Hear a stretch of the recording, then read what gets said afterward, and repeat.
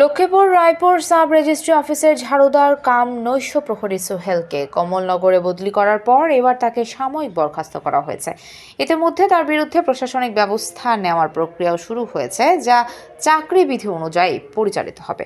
29 October Lakshmipur জেলা registrar Mohammad Lokman হোসেনের একটি আদেশপত্র লক্ষ্মীপুর জেলা রেজিস্ট্রারের ওয়েবসাইটে প্রকাশ করেন।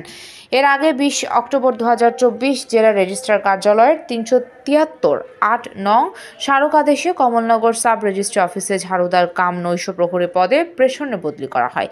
রায়পুর সাব রেজিস্ট্রি অফিসে দীর্ঘদিন যাবৎ ব্যাপক অনিয়ম দুর্নীতি অভিযোগ ওঠে সোহেলের বিরুদ্ধে, যা ইতিমধ্যে বিভিন্ন জাতীয় ও লোকাল পত্রপত্রিকা প্রকাশিত সংবাদ ও লক্ষ্মীপুর জেলা প্রশাসকের কার্যালয়ের সূত্র ও একাধিক আলোকচিত্র ও লিখিত পত্রে অভিযোগে তদন্ত স্বার্থে সোহেলকে বদলি করা হয়। জেলা রেজিস্ট্রার মোহাম্মদ লোকমান হোসেনের সই করা এক আদেশে তাকে বদলি করা হয়েছিল। আদেশ কপিতে উল্লেখ করা হয়, গত 29 অক্টোবর পর্যন্ত বদলিকৃত কমলনগর উপজেলা সাব রেজিস্ট্রি অফিসে অভিযুক্ত সোহেল যোগদান করেনি এবং নৈশ প্রহরীর দায়িত্ব পালন করেনি। এর আগে সোহেলের বিরুদ্ধে ঘুষ গ্রহণ করার অপরাধে মানব জমিন পত্রিকায় সংবাদ প্রকাশ করায় দুদকের একটি টিম তদন্ত চলমান রেখেছেন। এখানে শেষ নয়, ঝাড়ুদার সোহেলকে বদলি সাময়িক বরখাস্ত করার পরও প্রশাসনকে বৃদ্ধাঙ্গুলি দেখিয়ে রায়পুর সাব রেজিস্ট্রি অফিসে সন্ধ্যার পর অফিসের কেচি গেট বন্ধ করে নিয়মিত অফিস করার অভিযোগ করেন নাম প্রকাশ অনিচ্ছুক একাধিক দলিল লেখক, এবং তাকে রাখার জন্য রায়পুর সাব রেজিস্ট্রার ইউনুস সোহেল দলিল লেখকদের থেকে গণস্বাক্ষর নেয়ার একটি ভিডিও স্থির চিত্র এসেছে গণমাধ্যম প্রতিনিধিদের কাছে।